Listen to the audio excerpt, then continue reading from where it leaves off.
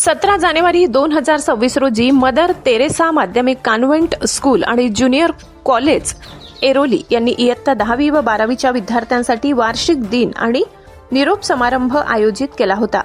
उबदार आणि आनंदी वातावरणात कार्यक्रमाची सुरुवात झाली. कार्यक्रमाला उपायुक्त NMMC doctor Kailas Gaikwad sir प्रमुख पाहुणे म्हणून गजानन चॅरिटेबल संस्थेचे सचिव डॉक्टर VT पाटील सर यांची उपस्थिती होती. श्रीमती सुनीता अग्रवाल प्राचार्या उपस्थित होत्या. पाहुणे डॉक्टर कैलास गायकवाड यांनी गझल सादर केली. बाहेर जाणाऱ्या विद्यार्थ्यांना भविष्यातील आव्हानांना आत्मविश्वासाने आणि दृढ निश्चयाने सामोरे जाण्यासाठी मार्गदर्शन केले आणि प्रेरित केले.